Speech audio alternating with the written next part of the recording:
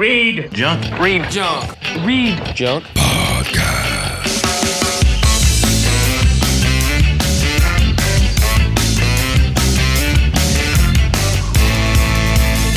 Read Junk Podcast with your host, my guy. Hey, what's up, everyone? This is your host, Brian Kremko, and we're back with a new episode. It took a couple weeks off. The world's pretty crazy out there right now, but managed to do another episode. This time with Marc Rude Boy George, Bigger Thomas, Heavensbee, and he's currently writing an oral history on early American ska, which sounds awesome. I'm also joined by my buddy and co-founder of ReadJunk, Adam Kuzer. We talked to Marc about Heavensbee's new album, Rude Boy George's new EP, Sunseed's song, Jesus is a Friend of Mine. We always talk about the ska scene, 80s music. We talk about the Smiths and Morrissey a little bit. We talk about Marc's book, Ska Boom, an oral history about the birth of American ska and reggae. And we finish things up with a quick discussion on movies and music. It's ReadJunk. We do both. Before we get things started, I did a Rudy's Against Racism shirt at TeePublic, and 100% of the proceeds for the month of June will be going to a charity. I was going to donate to Campaign Zero, but I need to further read about them a little bit because lately I've been hearing that it's not really a good idea, and I know I got to look up the right person to donate to, but either way, I'm going to be donating those proceeds for this month to someone that needs it. Just visit tpublic.com/user/Brian Kremko to buy the shirt, sticker, mug, whatever you want to get. Okay, let's get this episode started. Here's my chat with Marc Wasserman and Adam Kuzer right here on the ReadJunk Podcast.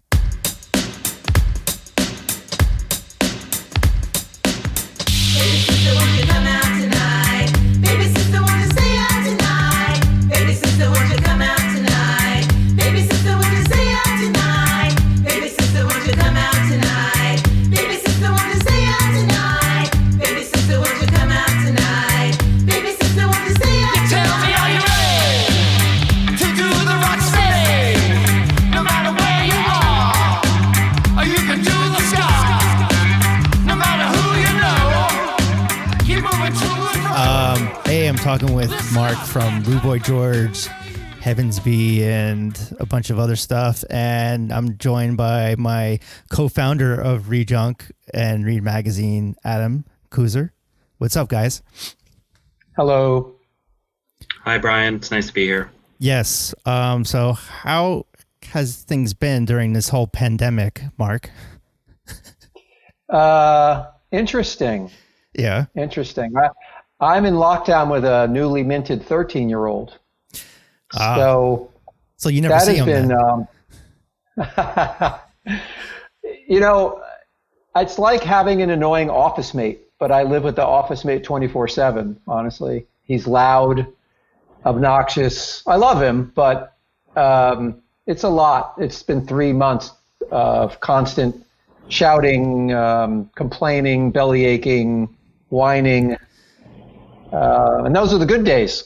That sounds familiar, though. I mean, I have a 4.5-year-old, so it's kind of very similar, except he wants to watch dinosaurs and Star Wars every day. And now he's getting into Godzilla, and he's like, I want Godzilla. Show me. I'm like, I've never even watched Godzilla.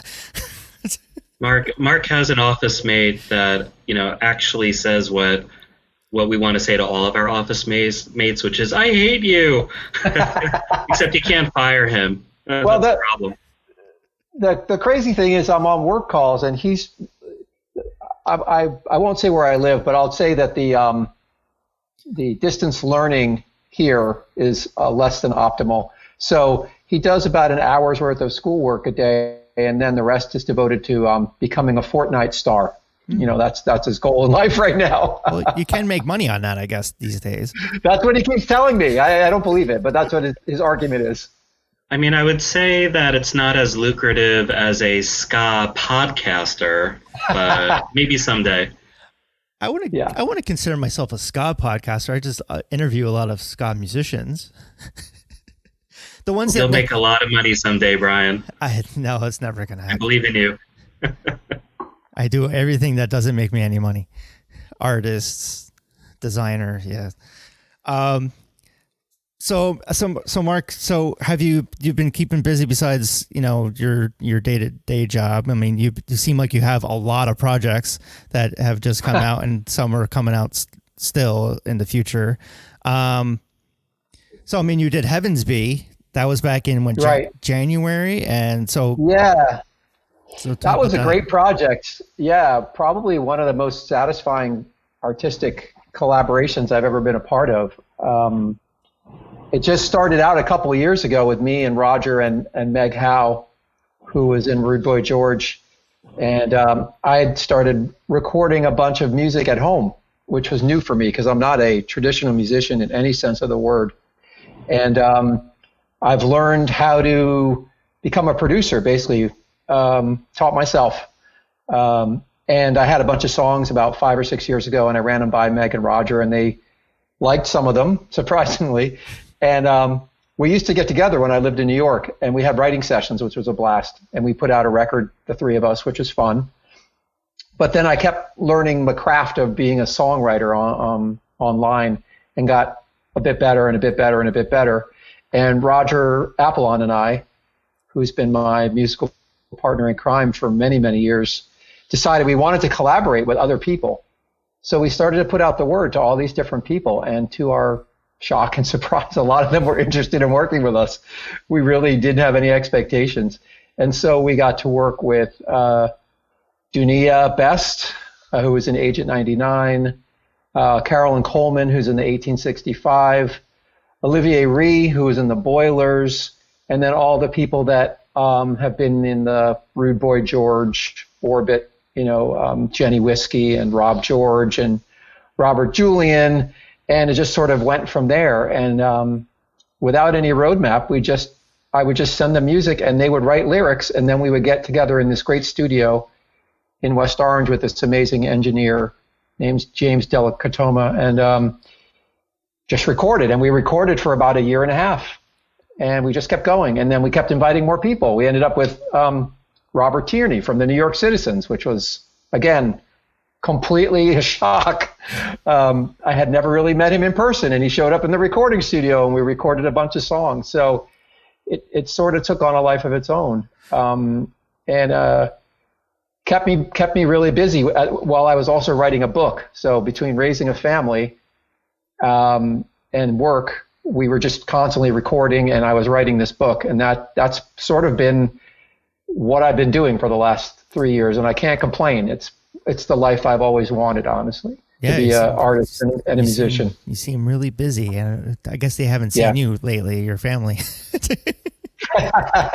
Well, I have to say, I know you guys are a bit younger than me, but I found when I turned 50 that I had heard this little voice in my head that basically said, you better start doing all the things you've always wanted to do.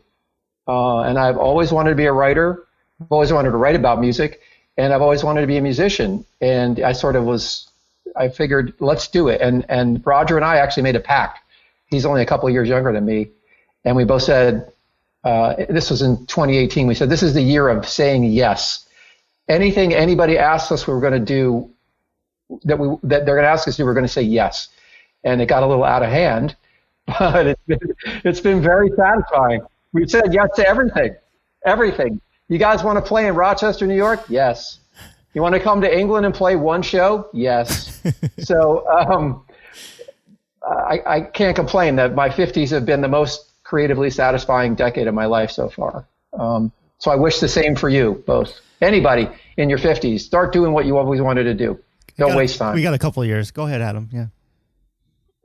Yeah, I mean, speaking of creative, the new Heavensbee album is just off the charts, one of the most creative, interesting ska albums that I've heard in many years. And the first Heavensbee album was also very interesting because it was almost like a goth dub, like some weird gothy, dubby mix. And the new album kind of takes that and also, it just sort of goes off into the stratosphere. And I was wondering if you could talk a little bit about the direction of the sound. Sure. I got better at being a digital musician. That's really the main answer to your question, I also invested money in more and more sounds. There's a whole world out there for producers where you can buy samples, and I invested in some, and then I would basically sit up until 1 or 2 in the morning trying different things and teaching myself how to do this. I'm a self-taught musician. I don't read music, but I've played enough music that I know what sounds good, so I would just experiment, honestly. It was like being in a music lab, and I would put different sounds together. And if I thought it sounded good, I would send it to Roger, and he would either say, this is good, or this sucks. How many times did he say it sucked? A couple times. He didn't say, Roger's the nicest person in the world. He would never say it sucks. He would just say, that's interesting. Like, he's just very... We need to talk. Right. But if he would send me an email back with like, this is dope, exclamation point, exclamation point, exclamation point, then I knew that I was on the right path. And then I basically turned the songs over to the singers. I said, you do whatever you want with this. You take ownership of it from here. And that's why I think the second album was maybe a little different. And also there was so much crazy fucking shit going on in the world when we were writing that album that, and Roger's an incredibly gifted singer, but also a great lyricist. And so is Dunia, and so is Carolyn. And the three of them together were a real powerful trio they had some really interesting ideas about things they wanted to say and things they wanted to sing about. And so I give them, there would be no Heavensbee without them. I could just keep recording songs and nobody would ever sing them. So I'm very grateful for their collaboration. To answer your question, they were the ones who took it to the next level, honestly. I practiced being a producer, but they were true artists who took that music and made it into something. So that was really a special part of the whole collaboration for me. And had that when I was like making the album cover, not to plug myself or anything, but when I was like listening to like the songs that you sent me, I kind of had like that. It kind of reminded me of like an 80s kind of like mixture of not like the new wave, but kind of like 80s hip hop and like reggae and like Big Audio Dynamite, like all this like clash, like everything kind of clashing together in a way. That's kind of reminding me. Yeah. Good. Big Audio Dynamite, definitely. What's that song? Well, yeah, there's definitely there are definite 80s new wave hooks. Obviously it's not Rude Boy George, but it is very hooky. Was that part of it? Definitely. And all the bands you just name checked are all big influences on me. I'm a child of the 80s. I'm never going to be able to lose those sounds or influences. If you ask me to write a song, I'm going to start from a blueprint of, The Clash, Big Audio Dynamite, UB40, Jamaican dub, early hip hop. That was what was so much fun about it, was being able to mix all those different things together. We did a song with Robert Tierney, and I put a harmonica on it just because I was like, why not? And he liked it. So, it's kind of fun to be able to break the rules because I'm a self-taught musician. I don't think about music maybe in the same way that someone who has a traditional musical education would. So I used to think that was a curse, but at least in this project, it seemed more like a blessing that I was thinking very differently, maybe putting things together that someone else might not, just because I'm so, I wouldn't say uneducated, but it's just so non-traditional about how I look at and I'm into music. And bringing up 80s, I guess we can segue into Rude Boy George, who you just released your new EP, Lies and Alibis. So talk about that a little bit. I was talking with Robert on one of my last podcasts just about it a little bit before it came out. So, I'm sure you can dive into it a little more deeper. Did you guys how many songs did you have? I think what Robert said, it was kind of like more songs and then the pandemic happened, so it was made into an EP. Exactly. We were really lucky. We got those 4 songs recorded right under the wire before the coronavirus lockdown. We had been rehearsing a lot more songs. We actually did this thing online where we asked people to vote. I forget the songs that we were having people vote on at this point, but we wanted to make it more engaging for people who liked our band. But we did get those 4 songs done and then spent a long time mixing them. Rob George, who's in Hub City Stompers, but he's like our utility man in Rude Boy George. He plays saxophone, he plays guitar, he sings. He's an excellent producer, has an unbelievable ear, and technically proficient. He could be an amazing producer if he wanted to take on another career. He said, I'm taking these songs and I'm going to make them sound great. And I really think he has. He spent so much time, literally like on each song. He sweated each song.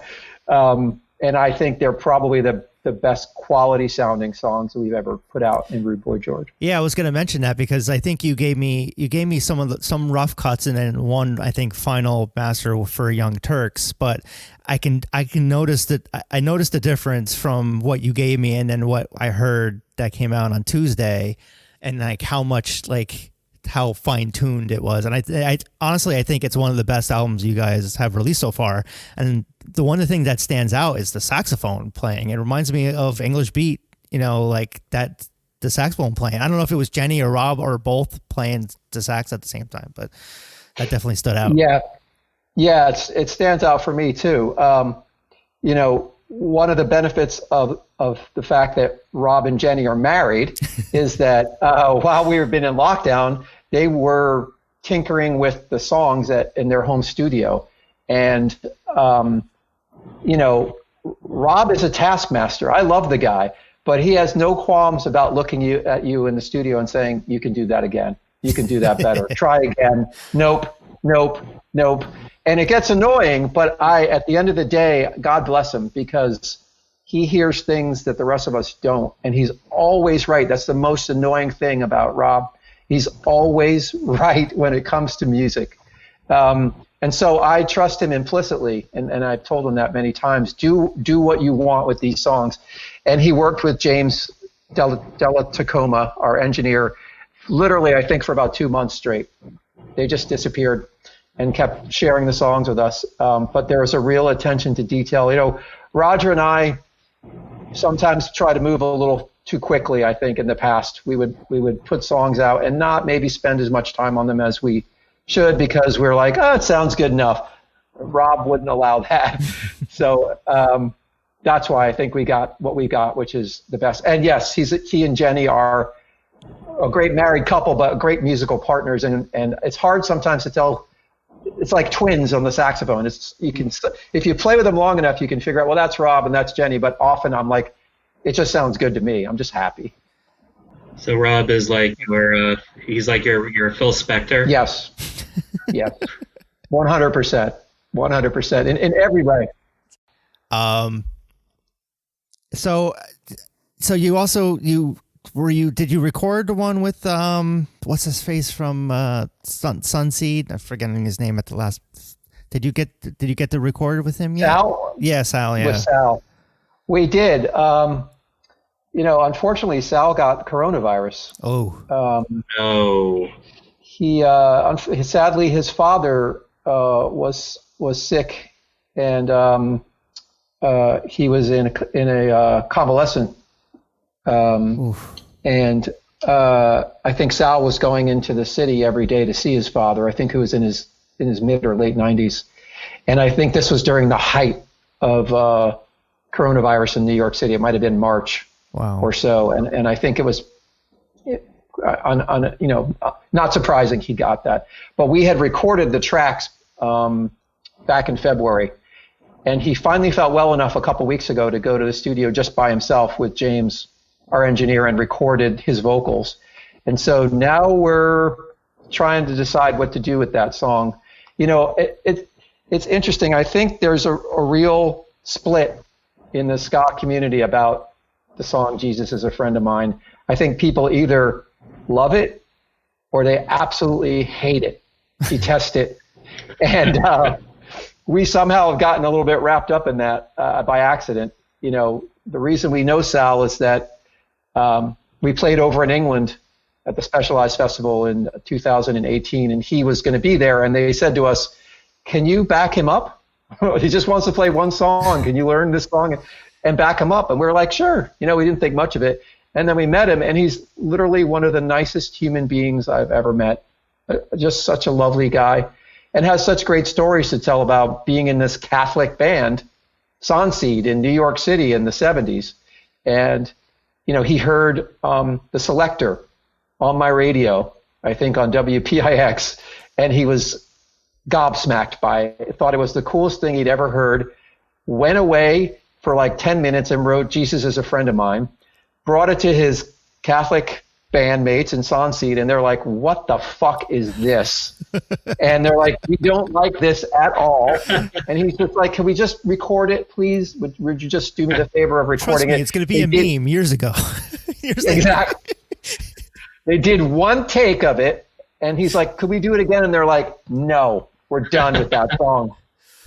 And that was it until like 25 years later, somebody had taped them appearing on this like religious show on WNBC in like early 80s and put it online, and it just sort of exploded and completely caught him off guard. And to me, I think it's a fantastic story. I don't know what you guys think. I'd love to hear your opinions about Jesus is a Friend of Mine, or just sort of novelty ska songs, but they don't bother me. What do you think, Adam? I would say it's definitely a better song than anything Mephistopheles has ever done. And they are on the other side of the religious coin. Oh, leave it to Adam. I just spit out my water, Adam, when you said that. That's a bold statement. Don't listen to Adam. Hey, I'd rather listen to Jesus is a Friend of Mine. I'd rather listen to Jesus is a Friend of Mine than that Bumblebee Tuna song. Well, I agree with you there. But Doomsday is one of my all-time favorite ska songs, and it's one of the first ska songs I ever listened to. So but as an atheist, I mean, I can give a shit about Jesus or not, but you know, it's a catchy song. Go ahead, both of you. Well, I just want to point out that, I mean, early ska was very religious. You know, so when you go back to the roots, the lyrics came right out of the Bible. On your mother and your father. I mean, all of this came right from the Bible. Sure. So, you know, you're talking to a guy that listens to Irish music and doesn't drink, and listens to reggae music and hates pot smoke. So, I think that maybe people's issues with Sunseed. I mean, I think that maybe it manifests as, oh, this is, you know, Christian music, but I think it's also the fact that it's very much a novelty kind of song. It's an earworm. I can see why people not like it, because it's an earworm type of song. Yeah, it does haunt my dreams every night. Yes. I look, as a Jewish person, I like this song very much. I think the reason I do like it is because I've met Sal and know him personally, and to me, he represents what I think Christians strive to be. You know, love and honor your neighbor, you know, do good in the world, and be a good person, you know, and that to me is what I think he's trying to convey, and I get behind that 100%. Sure. I am surprised sometimes though at how angry some ska purists get about the song, and we are going to put it out at some point, and honestly I hope it pisses some people off, because it hasn't been properly recorded, according to Sal, and we were very honored that he asked us to record it with him. So, you know, sorry people, you're going to have to hear that song again. Well, you can do it to a charity, and then people won't have to give you any shit about it. And this is why. I'll tell you, we did consider, look, I guess I can talk out of school a little bit. We did approach Mephistopheles and told them about this and said, would you like to do a split single with us? We'll put our version of Jesus is a Friend of Mine on one side, and you can put one of your devil worshiping ska songs on the other side. And they considered it. They literally considered it, and then they came back and they're like, nah, no. But that was kind of, we just thought like, why not? Why not? Let's see. I didn't realize Mephistopheles were such principled Satanists. It's gonna ruin I totally respect their decision about it, and I'm grateful that they actually didn't say no out of hand. They actually were like, let us think about that, because we were going to put it out on a split 45, and we thought, we could raise some money for something, we could do something with it. But I think one of the things Roger and I have always slightly enjoyed is sort of not kowtowing to the ska party line on anything. And there is a ska party line. I mean, if you go on Facebook, you'll see these posts, is this ska? And I don't understand, are you being funny about it, or are you being annoying about it? Like, does it matter? If it sounds like ska to you, great. If it doesn't, then don't listen to it. I don't know. What do you guys think of that? I mean, are you purists when it comes to that kind of stuff, or do you like open to the whole world of ska? I'm open to all. I hate it all. Adam just likes Rush, so it's just. But for me, I came from punk and then got into reggae and ska that way. So that's why I like all types of ska. I think the only ska I don't really care for that much is like the dub stuff, because it's kind of boring to me. But I've been kind of like opening my mind a little bit towards like ska jazz, because like Victor Rice's new album's really good. Just because I've been in a jazzy kind of mood lately. So I've been kind of branching out a little bit. So it's like as I'm getting older, I'm kind of being more accepted. But before, I was just like ska punk, third wave, and that kind of reggae kind of stuff. But I can't go on like the ska Reddit pages anymore, because just everyone just wants to talk about Streetlight Manifesto and Catch 22 and Real Big Fish and the same fucking 5 bands.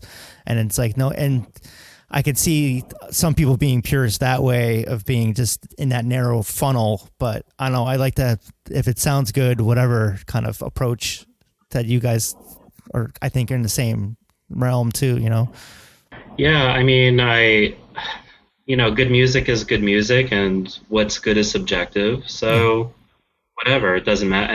And as far as labeling things, I mean, I don't know. There are more important things to care about in life than whether like that particular No Doubt song is, ska enough. I mean, is there like a litmus test? Like, is there a threshold? If it's 30% ska, then if there's ska. a couple upstrokes, it's ska, and if there's one horn, it's ska. No. Well, I mean, at the end of the day, who cares? Just enjoy yourself. Yeah. I'm with you, but it is interesting to sort of see that some people do get a little bent out of shape about what is ska. And, I'm a two-tone person, and I'm getting old. So I'm probably part of the dying breed of people who were raised listening to two-tone. But I know I've often felt like what's missing is just the soul and some of the roots. I do get a little bit uncomfortable sometimes with the marching band, punk rock, ska. No offense, Brian, to some of that third wave stuff. No, it's all right. But I'm down. Look, I love that there's a big ska family, and there's different branches to this tree, and that's the beauty of the music, and the fact that I think it continues to survive is because of all the different mutations and the different ways it can be mixed with so many different genres. So the way I look at it is, nobody listens to the Strokes or Iron Maiden or Radiohead or any of those groups. Listen, Iron Maiden. Or Aerosmith or whoever, and they don't say, that's not rock. Rock is Chubby Checker and Little Richard. Elvis. That is rock. And it's like, okay, ska was like, it's like, 60 years ago now? I mean, that's a long time ago. 40? What's that phrase that we wouldn't want somebody in a club? What's that club? I wouldn't want to be a member of a club that would invite me. That was right. Something like that. Marx Brothers, yeah. So I sometimes feel like the Groucho Marx. ska community is a little bit like that. You know, there's a little bit of a defensiveness about, you know, I think ska went through like an awkward phase, like, you know, a 13-year-old a couple of years ago. And people, you know, the whole black and white thing and, you know, really playing up some of the stereotypes that made it kind of jokey in some ways. And I don't consider it a joke at all. I consider ska music pretty fucking serious. And it's been the soundtrack to my life for 40 years. So, you know, I guess I just take to heart, you know, criticism of the music, but also feel a little touchy sometimes when it loses some of its connection to its roots. That's all. I hear you. Yeah, I mean, sometimes I don't like when the purists kind of, I don't know, poo-poo like the other genres and stuff. Like even like with the Pick It Up Ska movie documentary, like some people, you know, didn't like it because it didn't cover every aspect of like the East Coast. So it's like East Coast, West Coast, or Midwest kind of didn't get enough coverage. And that kind of annoyed me because like they tried to do as much as they could, but it was mostly West Coast.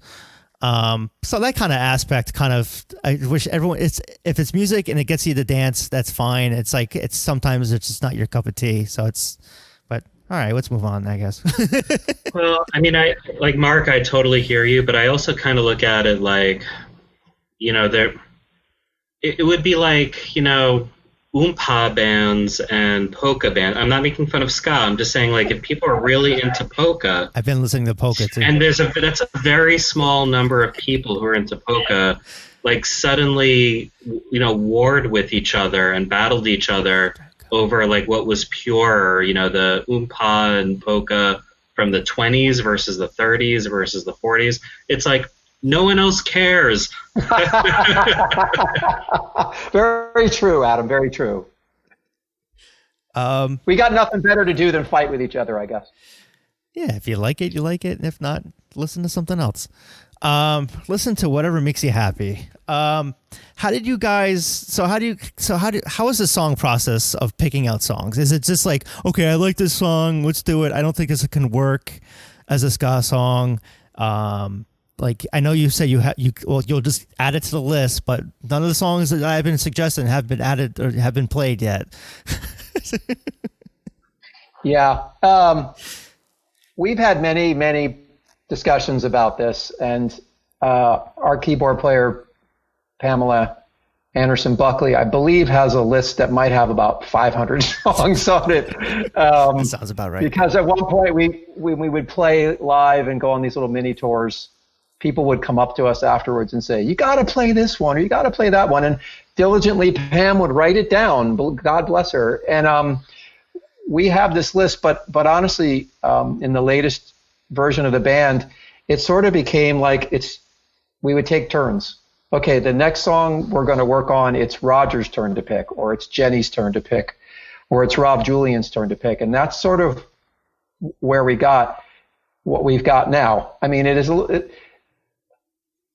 I think it's an interesting mix of songs on this EP.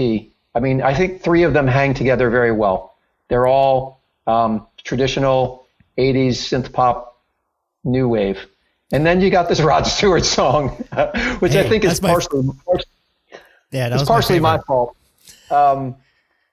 Mainly because I'm probably the oldest person in the band. And that might have been the first Rod Stewart song I ever actually paid attention to. It was on MTV all the time. Young Turks literally on MTV probably like 12 times a day. And I got MTV later than most people, so I used to sit and watch it for hours and hours. And I thought it was a new wave song, honestly. I didn't know Rod Stewart's history as like a rock and roller or Rod the Mod or any of that stuff. I just thought it was like kind of an interesting new wave-ish sort of song. Yeah, it works. And so, yeah, and again, this whole idea of experimenting and saying yes. So when I suggested this song half jokingly, I think everyone was like, totally, let's do it. And I think it works. And surprisingly, when we posted the album a couple of days ago, we were contacted by the Rod Stewart fan club. And they said, we really like your version of Young Turks. Can you tell us a little bit about it? And I I sent them a little info about it. And the next thing we knew, we were on the Rod Stewart fan club webpage. And they're like, check out this really cool version of Young Turks by Rude Boy George in New York. And suddenly the listener numbers on all our digital platforms went through the roof because all these Rod Stewart fans are checking the song out. So there you go. Who knows? You never know. You just like pick a song and maybe it works and maybe it doesn't work. That's definitely one of my favorite songs that you guys have done. And I blame you for when you guys started playing it. I'm like, I started like, well, let me go check out Rod Stewart. Now I started like listening to Rod Stewart all the time. I'm like, Tonight I'm Yours. It's like, that's like the song I listened to. That was like my top 20 Spotify songs that I listened to last year. And I just constantly listened to, like, I always like remember him like that Forever song when he's with that redhead kid in the barn, like whatever the hell, like on Forever Young. Yeah, Forever Young. Yeah, like that video. Like I remember that on MTV a lot, but I don't remember Young Turks I don't really remember that song too much. So I was kind of surprised when I heard it, the original. I'm like, that does sound new wave. It does. I think Roger and I got into there's this whole category of songs called new wave adjacent, which I became sort of obsessed with a couple of years ago. It's this group of songs that either the artist was not known for new wave, maybe their sales were sagging in the early 80s, and somebody said to them, well, new wave. Maybe you should consider writing a new wave synth pop song, and a whole bunch of them just did it once. Or there were even like R&B and African American artists who sort of did new wave adjacent stuff. If you remember the song "Somebody's Watching Me," by Rockwell, very new wave adjacent. There, in fact, I went through a whole phase where I just was searching out online like what you would consider R&B artists of the '80s who sort of did new wave-ish sort of music, because again, I just found it fascinating that even for a brief moment in time, everybody was sort of on the new wave bandwagon. So I never considered Rockwell like new wave though. I always just thought he was like 80s pop, because I remember that music video used to haunt the shit out of me for some reason. It was just kind of scary to me. Also that Eddie Murphy song, Party All the Time. That was kind of new wavy. My baby wants to party all the time. My girl wants to party all the time. Yeah.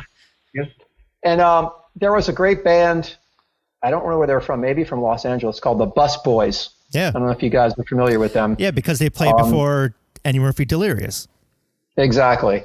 So I hate to sound like the old guy. Like my music is better than anybody's, but honestly, the early '80s was an amazing time to grow up, particularly for someone like me who is so obsessed with music, because people were just crossing all kinds of genres together and experimenting.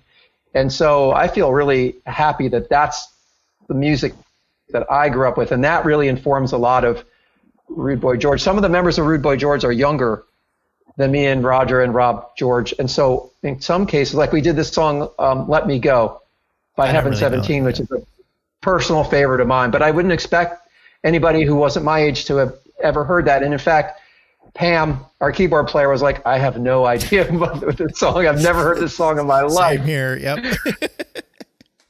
But that was one where I think I probably had a little more sway, where I said, I'd like to do this one. And actually had Rob George was a big fan of that song, and Heaven 17 also. So to answer it's a very long way of answering your question is, no, that's right. Brian, we have no fucking plan anymore. It's pretty much whoever can come in and convince everyone else we have to do this song. Okay.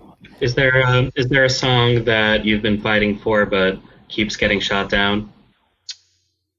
I wanted to do Depeche Mode, Enjoy the Silence, and is that 80s? You know what happens? It's like it might be 89. 80s. Yes. Might be 89. Might have just made it. But, there's a lot of songs that we've tried once in rehearsal, and everybody will play it and we'll just be like, no, it doesn't work. And, you work on it at home and you bring it in and your fingers are crossed, we're going to get it this time. And we can kind of tell within like the first 15 minutes of working on something. Either it got promised or it doesn't. And so there's a lot, unfortunately, that are in the graveyard. They Well, just now that didn't you're seem to work. a talented producer, you can come up with ways of doing it then, right? You know, I could see Enjoy the Silence being sped up, but also I could see it being slowed down as a kind of a dubby, you know, creepy sort of song. Exactly. And you've always been a good, both of you actually have brought good suggestions to the table. I think what happens sometimes is they get, you know, with 7 people in a band. Yeah. It's not always that easy. You got to find like a consensus and a quorum of people who are willing to do it. So it gets a little harder sometimes, but you know, I think we've not even scratched the surface of we could keep doing this. I mean, I think we hope to do it a little bit longer, but there's definitely more to work on, more arrangements to try. One thing that I never I think I've suggested, but I'm like, how come you guys haven't covered the Smiths? And I don't know if it's because Morrissey is just an asshole, or is it the type of songs it doesn't fit. Like I think like Frankly, Mr. Shankly might be a good one. Adam wants to talk, so go for it, Adam. Wait, I could correct you for once. I can correct you on your music knowledge, because the earliest version of Rude Boy George, one of their first songs was Ask. Really? By the Smiths. I never heard that. Yeah. And they played it at my birthday party, and it was Rude Boy George's first show. I didn't. Oh, was that the one in Characters? I don't remember them playing that, because I think I was there, but I don't remember them playing Ask. Well, okay, well. And I loved it. Can I loved it. Cover it. Yeah, I absolutely loved it. It was one of the ones I liked a lot also, and we actually came up with a bridge that used part of a Fishbone song later when we played it for a little while. But to be honest, I've always been a huge Smiths fan, and I think Morrissey is an amazing singer and songwriter, but I can no longer support him, unfortunately. Yeah, it's like, shut up. I mean, it's funny. I had a conversation with Robert Tierney about this. He's also a big fan of Morrissey and the Smiths, and he sort of feels like you can keep what someone's crazy fucking political beliefs are on one side and still appreciate them as an artist. But I think, sadly for me, my Morrissey fandom has now come to a close. Yeah, I'm kind of like, I'm a huge Smiths fan, but I kind of like, oh, just shut up, Morrissey. But there's certain artists where it's kind of like, if it's something that they've done or something, it's like sometimes I can separate the music or the movie from the actor and vice versa. But sometimes, I don't know, right now I'm still a Smiths fan and I constantly listen to it. My wife's like, God, this is depressing. I'm like, it's Smiths Saturday. It's Smiths Sunday. I think what Brian's trying to say is that he still really likes R. Kelly. That would be a negative. No, I never liked R. Kelly. Bobby Brown, though, I like Bobby Brown. I gotta say though, you know, Mark, like if Geddy Lee ever said, you know, hey, all Canadian lives matter, eh? Like I don't know what I would do. I think my head would explode. Yeah, it's unfortunate because when I was growing up, you know, Morrissey represented this idea of being an outsider, you know. I mean, it was pretty clear to most of us when I was in college that he was gay. And being gay in the early 80s was rough for kids I knew in college who were gay. And so I think that always was attractive to me, that he had this outsider's perspective, and that his worldview was worth listening to. And I think that's what I got into. And I mean, you know, look, Johnny Marr is one of the greatest guitar players that's ever lived. So between this amazing lyricist and this amazing guitar player, they wrote fantastic pop songs that you can't deny. But sadly, I think he squandered that legacy, sadly, with, you know, really fucked up political beliefs. You know, keep that shit to yourself. You know, if that's what you think, then that's fine. Vote that way. But we don't all need to, you don't need to sort of promote, you know, in this day and age we live in, unfortunately, I don't think that really, it's not inclusive. And that's what is the hard part for me to reconcile, is that this is a guy who made a case for outsiders and then sort of excludes others. And I think that's for me the worst part. Yeah, it's I've noticed definitely in like the last 5-10 years, just with social media, just like some people that you've liked over the years, and then you see that they're posting just stupid shit. It's like this goes for family members too, but it's just like it's just hard to there's got to be a line somewhere that whether or not that person's on the right side of it or not. So I could see your point of view about Morrissey.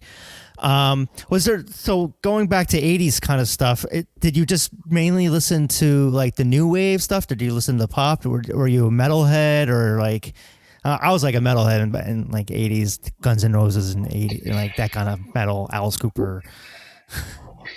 No, I didn't have an older brother or sister. I was on my own. So I wasn't influenced by anybody. So all my musical interests I discovered on my own.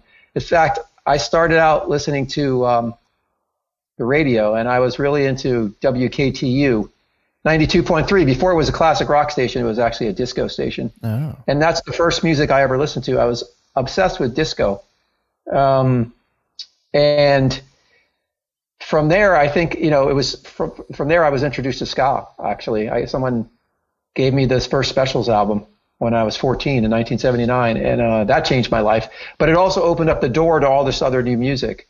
And I literally haunted record stores where I grew up in Princeton, New Jersey. I think I probably went to the record store 3 times a week. And I had an after-school job, so I had a little bit of cash in my pocket. And you could really rely on people who worked at record stores back then to steer you to learn about new music. So is that how you found like the Specials and did you just like ask people, or did you like, oh, well, if you like them like this or listen to this kind of stuff? Yeah. I would go in and say, do you have any other two-tone records? Because I wasn't, there was no internet. So you just had to sort of be like a music detective. And if the record clerk wasn't an asshole, a lot of them were, but if there wasn't an asshole, they would say, well, here's this new album by The Selector. And if you like this, you might also like Bad Manners. And if you like Bad Manners, you might like Madness. So it was like you had to actually be inquisitive. You had to ask questions, and you just had to spend time going through the racks. I mean, a lot of times I bought something because I thought the album cover was cool. Yeah, I did that too. And then I listened to it. I'm like, yeah, I don't like this. Yeah. Even when like the late 90s, I was still like that before the internet because you couldn't listen to it. So either you had to buy it, listen to it, and then return it, or rip it and then and then return it. But yeah, it was the same way. Like, oh, this album cover looks cool. I think that's how I found the Specials. Like, I didn't know there were Specials or ska, and then I found like it was like their singles collection that I got at like the Borders bookstore or something like that. Yeah, so that's how I found the Specials. But I mean, I listened to Madness back in the 80s. Like they were always on the radio, like our house. But I didn't know it was like considered ska or two-tone. Yeah, it's interesting. As I've been interviewing people for this oral history I'm writing, all of these bands come up, and it's funny how many people had similar experiences. That they all, in some cases, their entree was Madness. But none of them knew that Madness were technically considered a ska band. I mean, by the time they got to their third and fourth albums, I think you could make the argument that they were no longer a ska band; they were a pop band. But that was the way in for lots of folks. And you're right; you would hear our house on the radio one summer, 1983, the summer of '83. You would hear it all the time. So, Mark, you've referred to this book that you're writing. Can you tell us about it, or is it? I mean, I know it's not a secret project. You talk about it on Facebook. What can you tell us about it? I can tell you that it's almost done. Thank God. Seems like it's been a while, right? Like a year or so you've been working on it? 2.5 years. Oh, okay. Ask my wife. I think she thinks it feels more like 5 years. So I wrote this blog for about 10 years called Marco on the Bass. And the great thing, the most enjoyable thing about that blog was I just wrote about anything I wanted to write about. It was like, if I was interested in it, then I wrote about it. And so 2.5 years ago, there's this very small publishing house called DeWolf who had put out this book about city gardens, which is this kind of iconic club in Trenton, New Jersey that I spent a lot of time at. And great book. And then they did a documentary about it that was fantastic. I haven't seen that documentary yet. Is it out like on streaming or anything? Oh, yeah. Yeah. I got to watch it. You should definitely watch it. Okay. But they approached me and said, we think ska music would be a really interesting niche for us, and we don't think anybody's really ever written a book about American ska. Are you up for it? And I told you guys about this. I had this year of saying yes. So I said yes. And I didn't really realize what I was getting myself into when I said yes. And I flip-flopped around for a couple of weeks, not really understanding what my path forward was going to be. And then my wife, God bless her, said, well, maybe you should just keep this simple and just pick a couple of bands that you'd like to write about. And then the light bulb went off, and I was like, of course. It should be an oral history, because it should be the people who were in these bands that I worship and so influential to me telling their own stories. And once I kind of came up with a concept, everything fell into place. It was just really more at that point a matter of coming up with a list of bands that I wanted to write about, and then literally contacting the people in those bands or fans of those bands or DJs or club promoters, and interviewing them literally about each band's story. And that's what I've been doing for the last 2.5 years. It's been a lot of hard work, but very, very, very satisfying. Yeah, you see. Because some of No, I was gonna say you seem very like every time you post on Facebook, you're just so happy that you talked to this person. You learned so much. So that's what it seems like. I can't wait to read this book, because there's a lot of bands I didn't grow up listening to. So I'm really looking forward to it. Yeah. Yeah, I've always been a fan of the underdog ever since I've been a kid, and ska bands are underdog bands in my estimation. Not all of them, but a lot of them are. And a lot of the bands that I'm telling the stories of were so passionate and so committed to ska music and an American version of ska music. And it was so infectious to me that even at my age now, my 50s, it's still exciting to me to talk to Dan Vitale from Bim Scala Bim, or Jerry Miller from the Untouchables, or to talk to some of the guys in Mighty Mighty Boss Tones about why Bim Scala Bim was influential to them. I mean, that stuff really still gets me very, very hot and bothered. And I hope that comes through. And again, the other thing about this book is it's an oral history. Under no circumstances do I feel qualified to tell the story of American ska. No one's interested in Marc Wasserman's narrative on American ska, but they are interested in what the 10 members of Bim Scala Bim have to say about how their band started, or the Untouchables, or Skadanks, or the Boilers, or the Toasters, or Beat Brigade, or I'm working on a chapter right now on Let's Go Bowling. There's 19 chapters. That's my first ska show, 1996.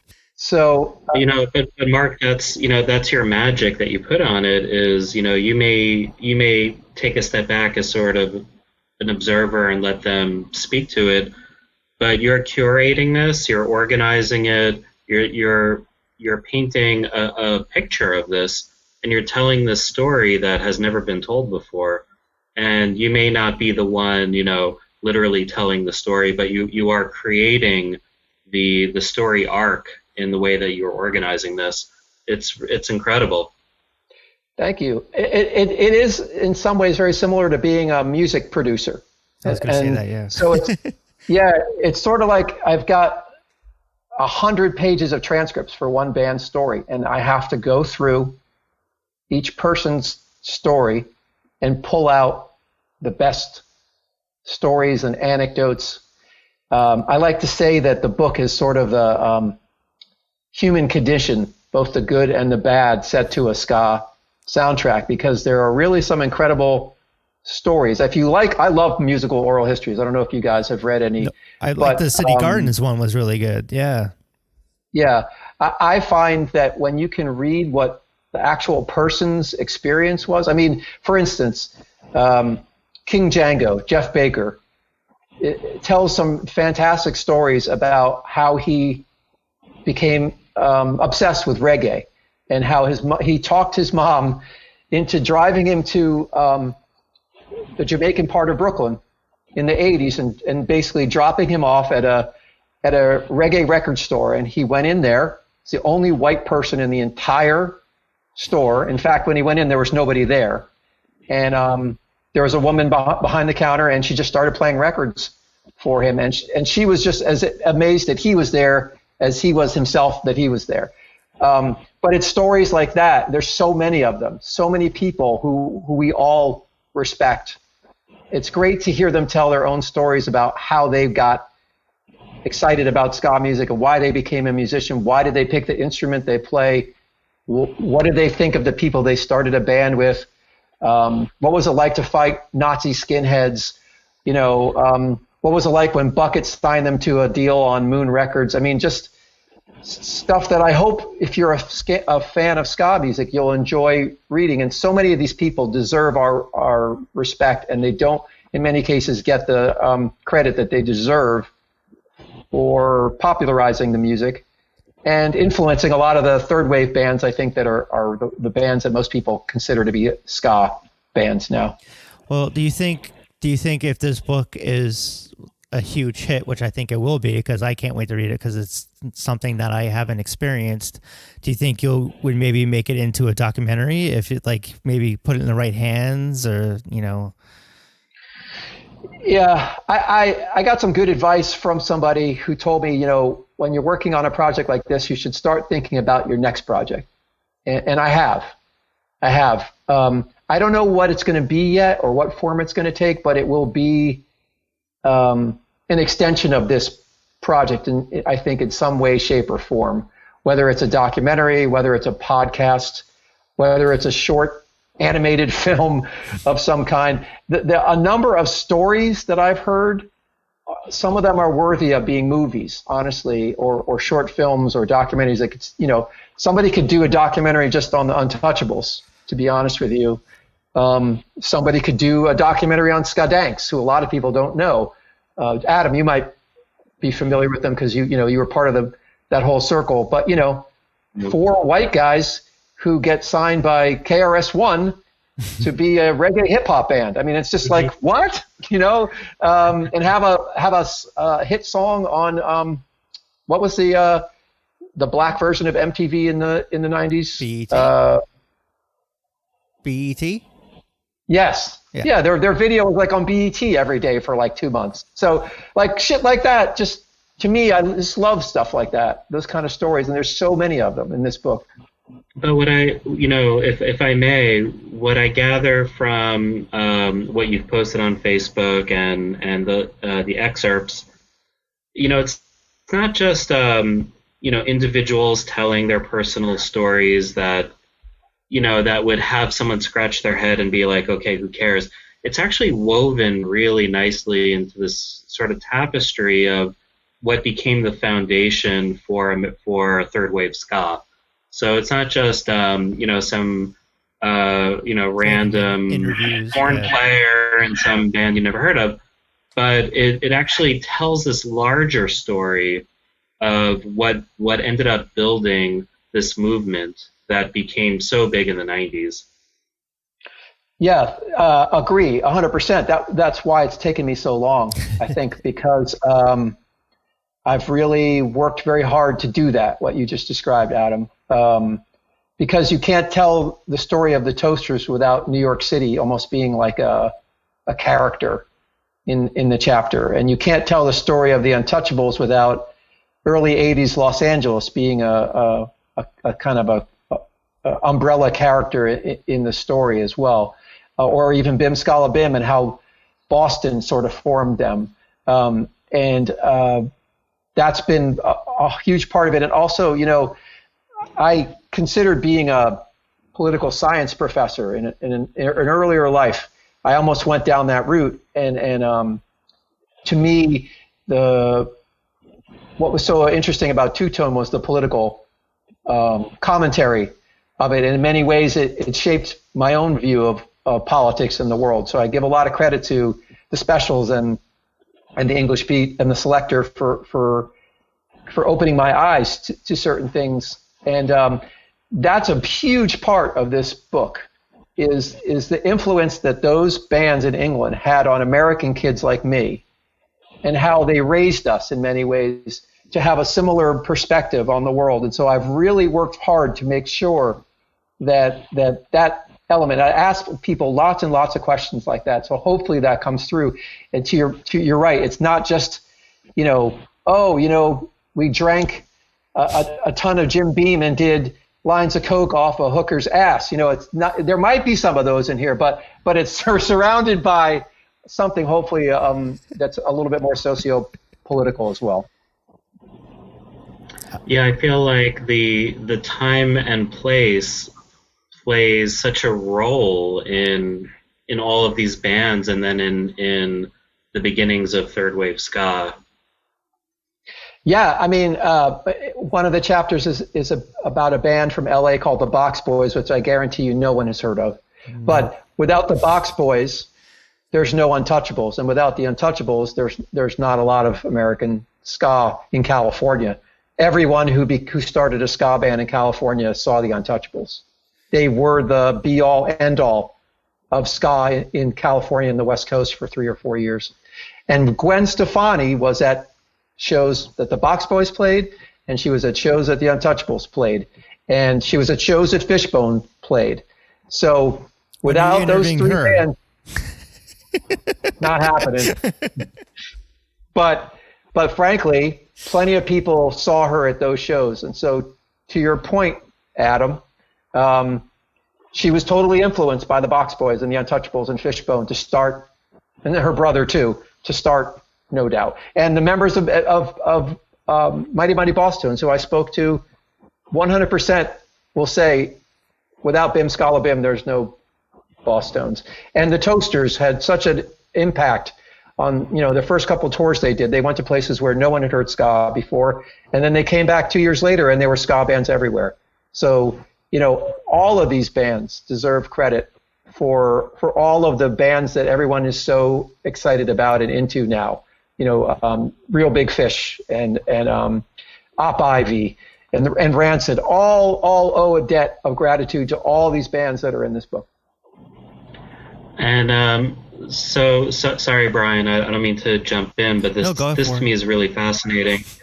And I'm wondering, is there anyone that you wanted to interview, either a band or an individual that, kind of got away, or maybe, sadly they might be deceased or just fallen off the grid?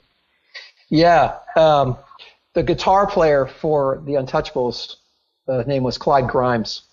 And sadly he passed away in 2016, long before I started this project. But everyone I interviewed in that chapter on the Untouchables and also the chapter on the Box Boys talk about him in such glowing terms. That the guy, they said he floated when he was on stage, and that his guitar playing was just unbelievable. And you combine that with like this impeccable style that he had, that he really was the engine behind that band. And I would have loved to have been able to interview him. I've talked to all of his bandmates, and they all speak so highly of him, and so do a lot of the people from that scene in LA. He's again someone who doesn't get the credit he deserves, and I'm hoping I can tell you guys here, and I'm not sure if this is going to happen, but I'm hoping to be able to put a picture of him on the cover of the book, but I have to sort of negotiate. My publisher has to sort of do some negotiations with the photographer. But if we can make it work, to me, that would be the best way, to bring the idea of ska boom, this idea of a ska boom. He encapsulates the imagery of that. There's this very famous picture of him jumping up, almost like Pete Townsend. It's like Legs Extended or something. Oh, okay, that's him. Okay, exactly. And to me, that's he. It's the two-tone movement through him becomes an American experience. And so I'm hoping, that can work. there were a couple of two-tone folks who I did reach out to, and for whatever reason, who just weren't able to connect. I think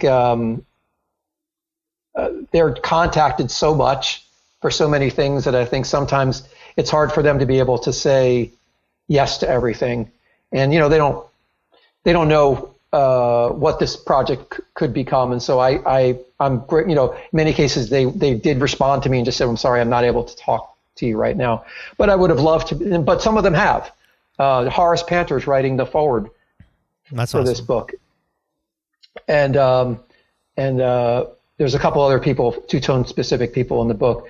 But I really felt it was important to have that. But, Adam, to be honest, nearly everybody that I reached out to was gracious with their time. And a lot of them were more than willing to talk to me.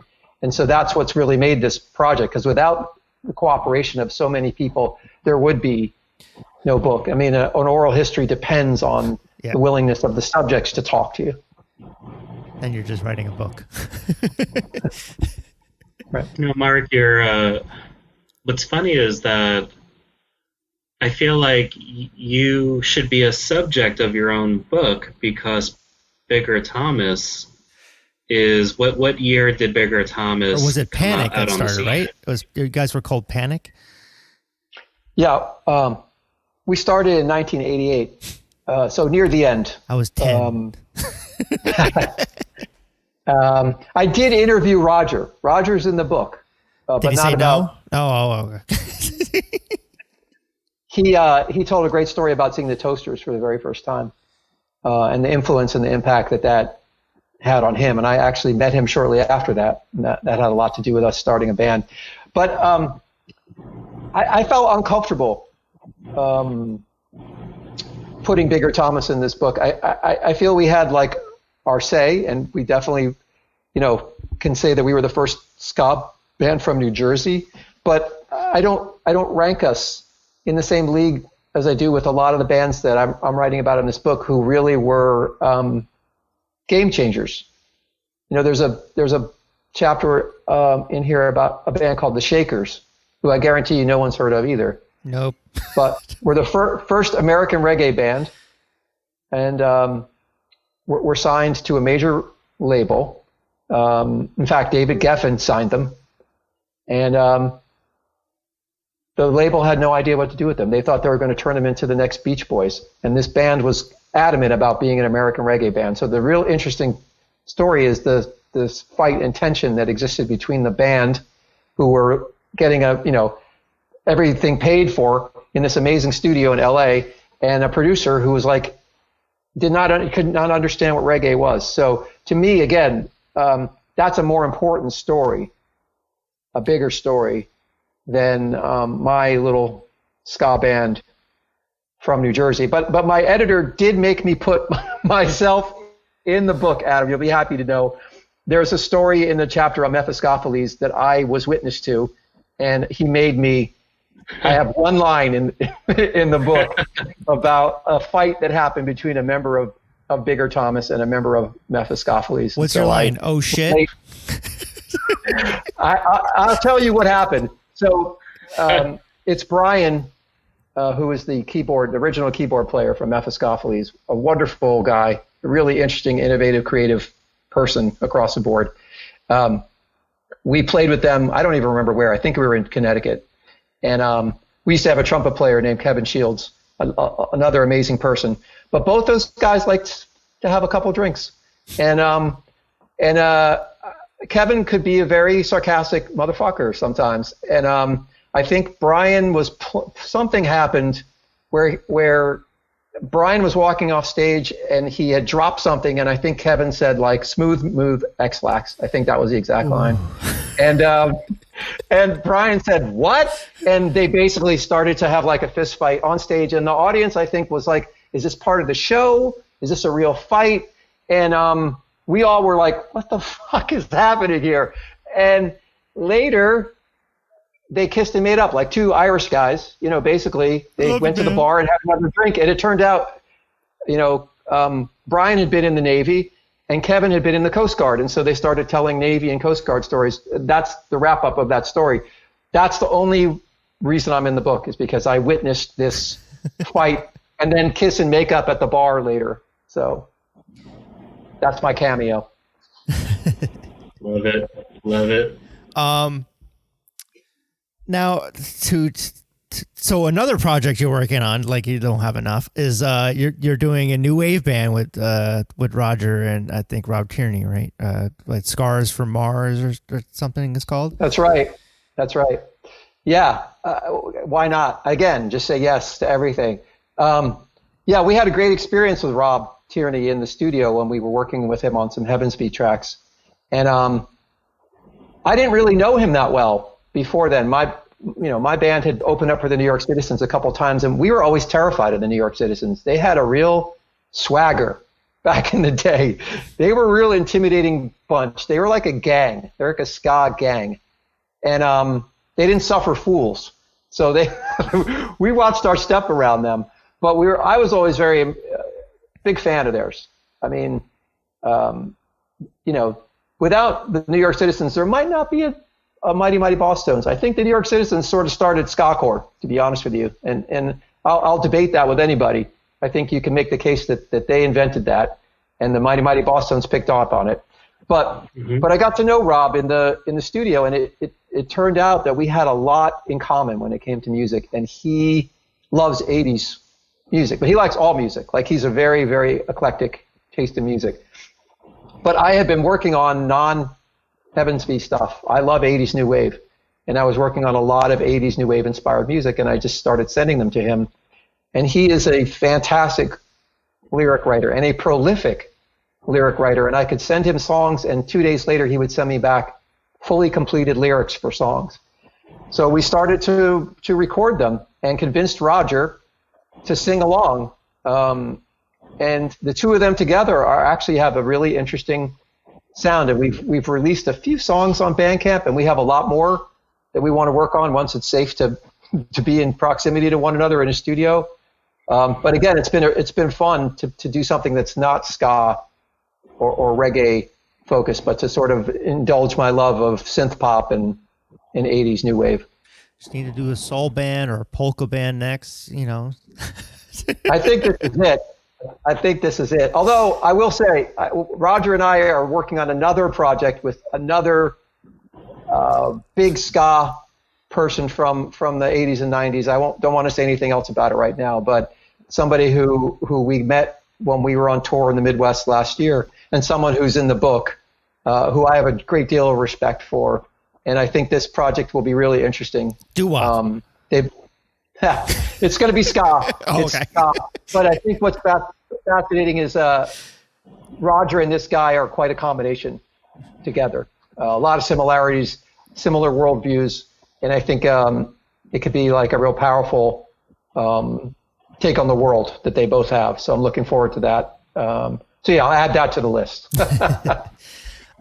Speaking about the world, I mean, there's a lot of shit going on right now. I mean, do you think when shows happen again, do you see it being different? Like, do you see it like no more moshing, like stricter restrictions, or like? It's interesting. We were supposed to go to England again this fall to play the Specialized Festival. We went the last 2 years in a row, and it was one of the best experiences I've ever had.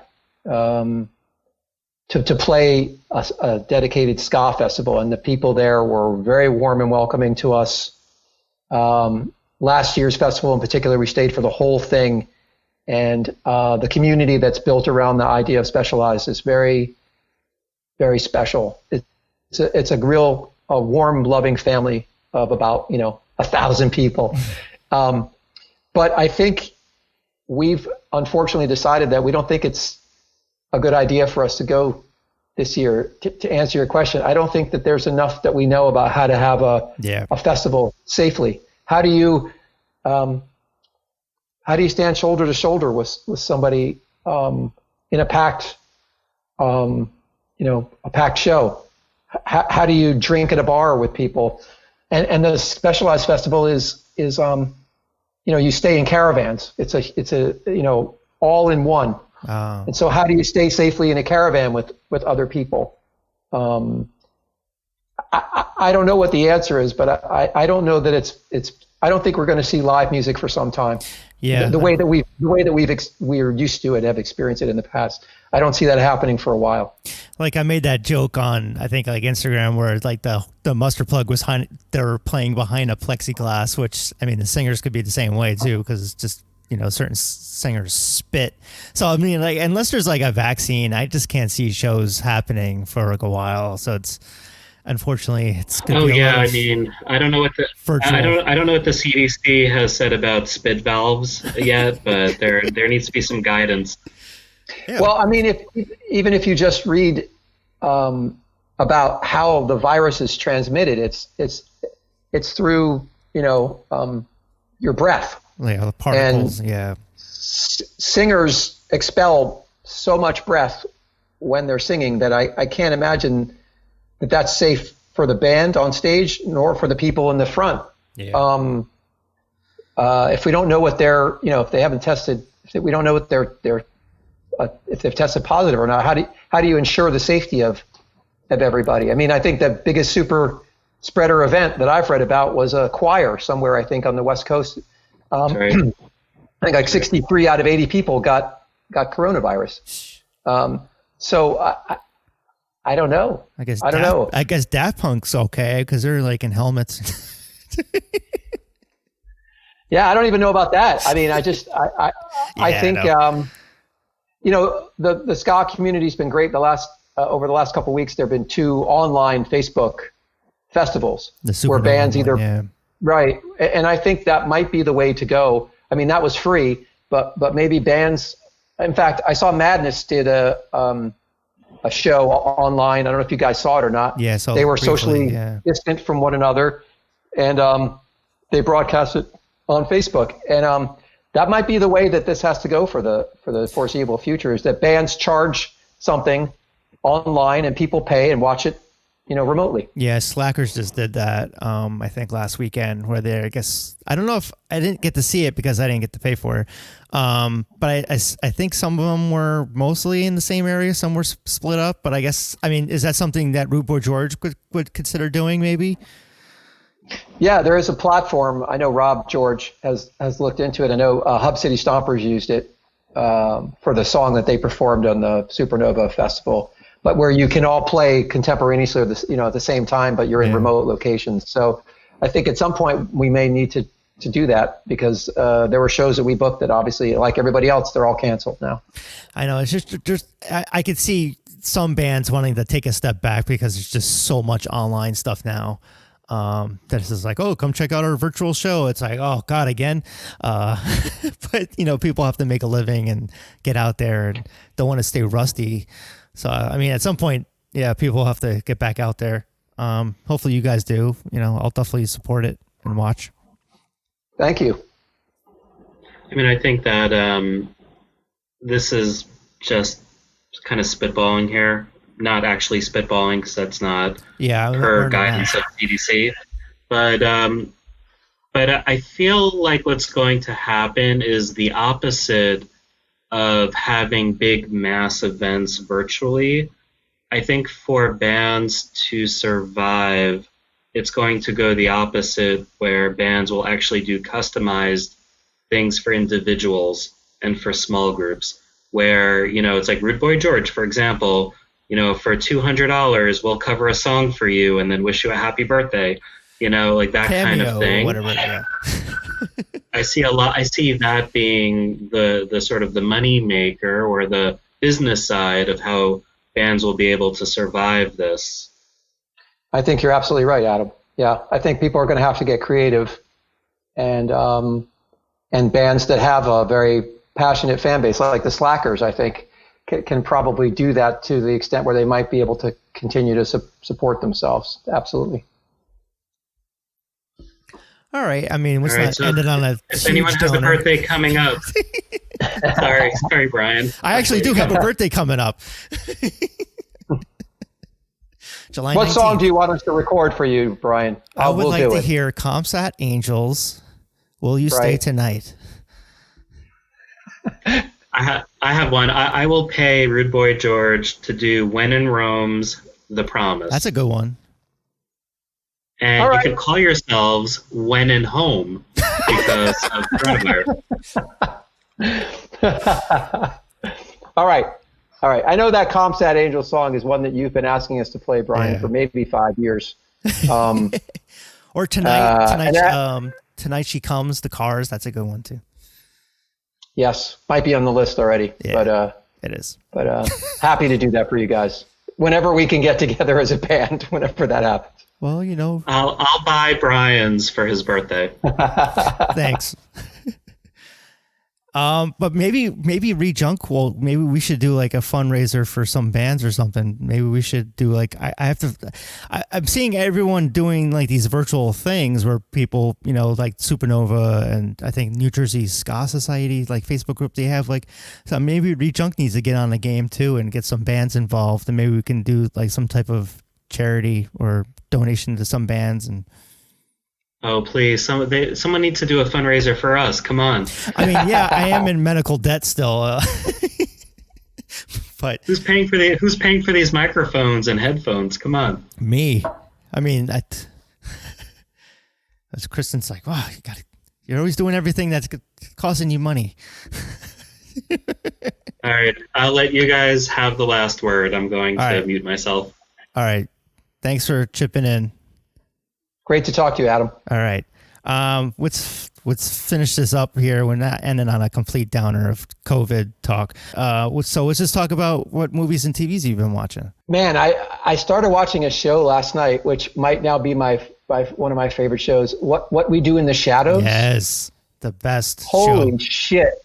I can't believe I just discovered this show, but I feel so lucky.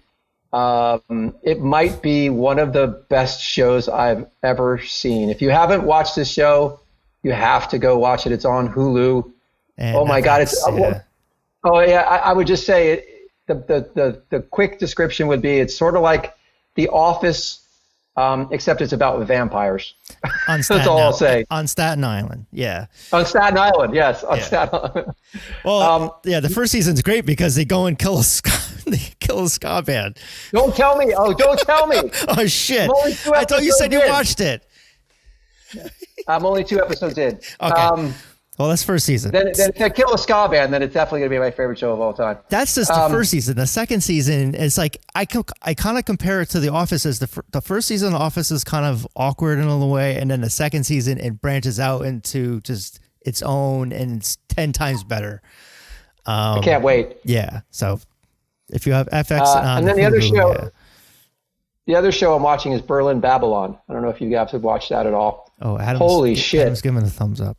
I don't know that. Who's in it. So good. It's so good. So good.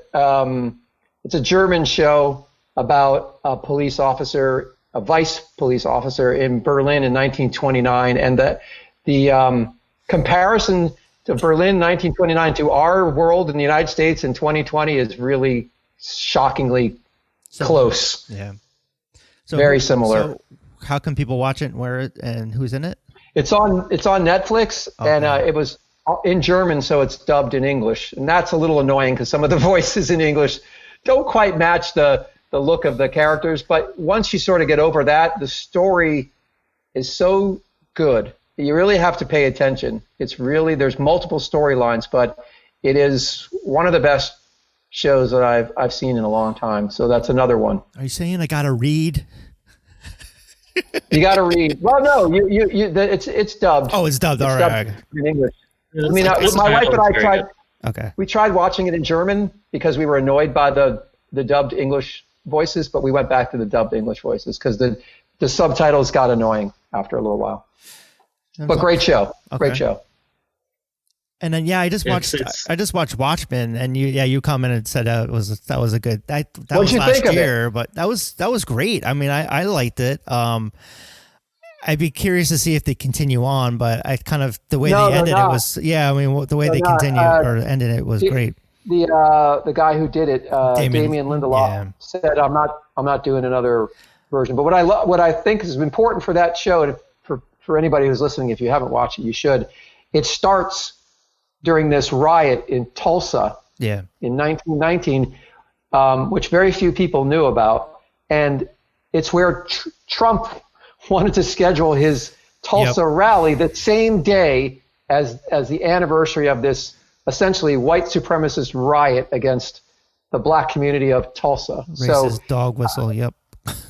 Yeah. So that was a great show. Also, I thought that show, and I'm not a comic book guy at all, but I thought that show was expertly done. Yeah, great again, social commentary. Yeah, it didn't really feel. It was like there was some type of superhero stuff in it with certain characters, but it mainly felt like a cop show in a way, but futuristic and definitely the social commentary of it all. It was definitely a good, I guess, miniseries.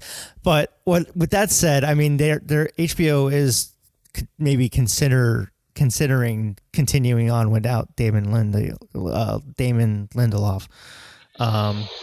Which I think he gave his blessing, but I don't know if that's a good idea or not. Yeah, I think that's a hard act to follow. Yeah. I mean, I thought that show was perfect, from top to bottom, and took on a topic that I think is relevant more than ever, but a hard one to do well, and I think that they did do it really well.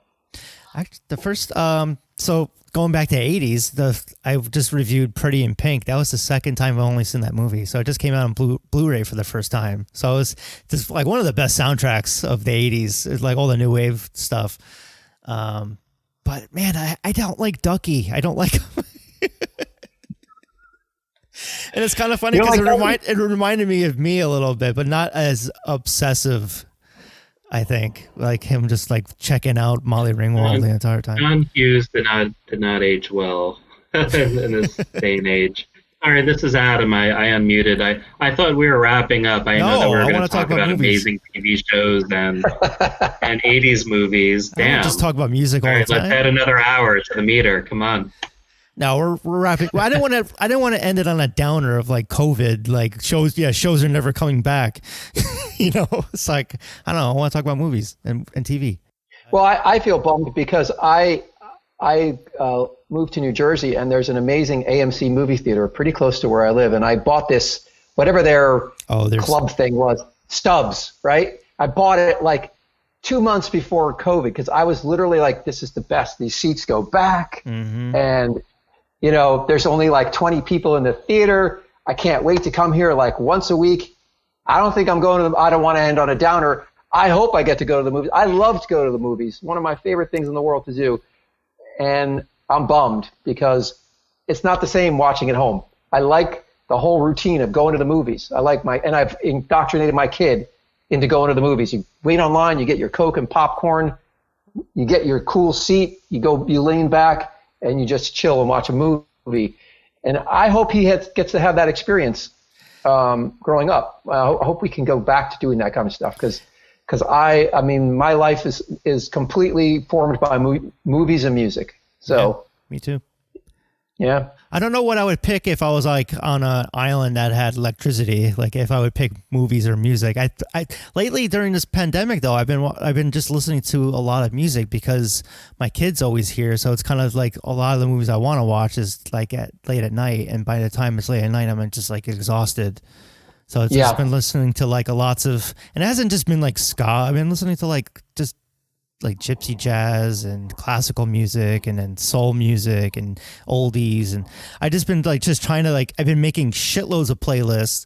Just kind of I don't know. I've just not been in a TV movie mood lately. I don't know why. It's like lately I like or maybe the last couple of weeks I have, but like the first couple months it's been like just music all the time. Yeah. Whatever is a salve for your soul in these days. I mean, yeah. I went to the dentist the other day.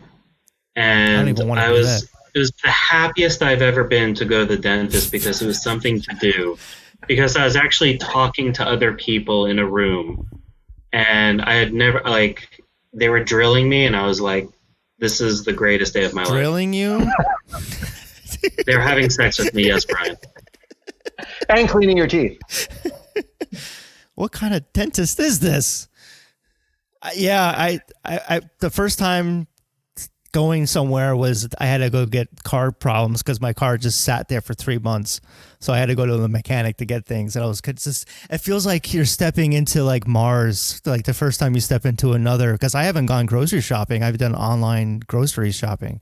So I haven't been in a place for like 3 months. So I was like finally stepping in. I was like, and like just kind of felt like I shouldn't breathe or anything. It's kind of surreal. But now I've been doing like a photo challenge every day to get out a little bit wearing my mask. And it's just the stupidity of people not wearing masks is just driving me crazy that it's kind of like, yeah, I'm going to go back inside. Yeah. There's a lot of stupidity out there, unfortunately. Yeah. But going back to movie theaters, AMC, I think, is reopening in July, and it's kind of, and they're saying that they're not going to like mandate people wearing masks. And I'm like, that's then I'm not going. Yeah. And I'm like, you're not going to have people going then. And it's, No. yeah, it's like movie theaters are disgusting to begin with. I just can't see them cleaning it up that well before or after each showing. I don't know, but I'm probably going to wait a year. I'm fine watching. I have a 60-something inch TV. I'm fine watching movies at home. Yeah. Although, I mean, the whole shared experience is part of what makes it so fun. Yeah. Like going to the only movies I would go to would be Marvel or Star Wars. And just, that was the first movie I saw in the theater was Return of the Jedi in 1983. And then seeing everyone cheering as Darth Vader threw the Emperor into the pit. That was like one of my favorite memories of going to the movies ever. So I hopefully that comes back because, I mean, a lot of people have big TVs, so some people probably will stay home, but it's that experience of I think what it's going to happen is I think a lot of the smaller movies are going to suffer. I think, and like the bigger like Marvel blockbuster movies are still going to be, it's like going to be like an event to go to the movie theater. We'll see what happens. Hopefully it goes back to somewhat of normalcy. Sooner rather than later. Yeah. All right. Let's wrap this up. All right. So it's got an hour and a half now. I'm sure Adam wants to go to bed. Okay. No. Adam looks tired. Okay. So where could everyone find all of the buttloads of projects that you're working on? Facebook. Facebook. Okay. So Rude Boy George Facebook page. There's a Heavensbee Facebook page. Same thing on Instagram for both. I have a Ska Boom Facebook page that keeps people up to date on these updates that I share. Those are probably the safest places to find. I'm not going to probably remember any other place right now. But do more podcasts. I liked listening to some of the phone calls that you were doing. I am actually going to do podcasts. That's once the book manuscript is done and handed in, I'm actually going to explore the podcast realm a bit more. I want to actually dig into some of the albums. Yeah, no one's doing it, so I mean, feel free. Yeah. Yeah, me and 9 billion other people. I know, Mike. That's kind of one of the reasons why I haven't had motivation to do this, because I'm like, every singer is doing a podcast. I'm like, no one's wants to fucking hear from me. But I'd like to just talk to friends. So just like being able to talk to you guys has been great. Yeah, this has been great. I'm glad I kind of got to see you. It was cool hanging out with both of you. I don't get to hang out with anybody right now. So this is great. Thank you. We don't even have to do it as a podcast. I know. Just hang out. I'm always around after 9. Cool. This was fun. Do you guys prefer like people buying your albums on Bandcamp?